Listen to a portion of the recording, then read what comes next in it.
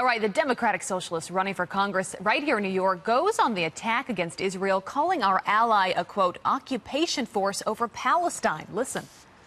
I also think that what people are starting to see, at least in the occupation of Palestine, is just an increasing crisis of humanitarian condition. You use the term the occupation of Palestine?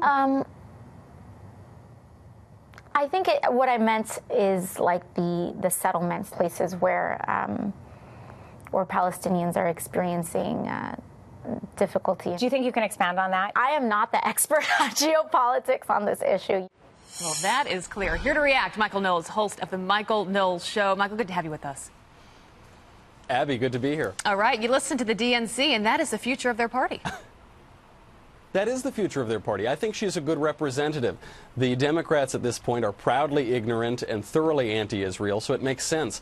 This poor girl, Alexandria Ocasio-Cortez, is not making a great first impression, and that is the lasting one. What do we know about her since her campaign hit the national stage? She is a liar. She lied about her upbringing. She pretended to be from a poor part of the Bronx and grow up there. In reality, she grew up in a ritzy part of one of the ritziest counties in the country. I know this because I grew up in the town over from her. So we know that, and now we know that she is proudly ignorant. She has this great line. She says, I don't really know a lot about this, but I firmly believe, frequently wrong but never in doubt. She uses the slogans that we've seen from Democrats now for the past 20 years. We heard in the Bush era, Bush lied, people died. He didn't. We heard no war for oil. There wasn't one. Now we hear Trump colluded with Russia. There's no evidence of that. And the myth of Israeli-occupied Palestine, which I believe is the country east of Narnia and west of Wakanda, is another example of that. Margaret Hoover in that television program scratched just below the surface, and Ocasio-Cortez had no answer. She didn't know anything. All she had learned was ideology. I think apparently Yorktown High School is not as good as we all thought it was. So by the way, Michael, learned these.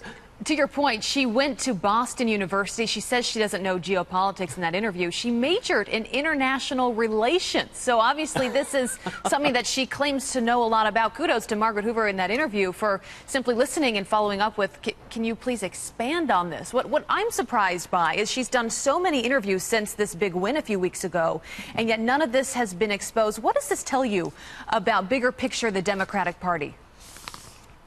Well, first of all, it tells you that the media are carrying water for them. Margaret Hoover has a very sort of stable, sober public affairs show. She's not exactly out to get her guests, but the guests expose themselves. If Ocasio-Cortez were smart, she would have locked herself in a closet until November. The election is hers, and all she's doing is hurting herself. And more broadly, what this tells us is there's a real problem with millennial education. I'm the same age as Ocasio-Cortez. I went to a school nearby in high school, and one aspect of that is in high schools, especially in New York in those days, the curricula told you, don't worry about studying facts. Don't learn names and dates and details. Just learn broader picture trends. And I think that's the ideological component that allows a committed socialist like Miss Ocasio-Cortez to spew ignorance without knowing the basis of the things she's talking about. Yeah, well, this was certainly, I'm sure, a wake-up call. She's in the hot seat now, so you can bet a lot of other questions will be coming her way. Michael Knowles, always good to have you with us. Very early there in Los Angeles. Good to see you, Abby. You too.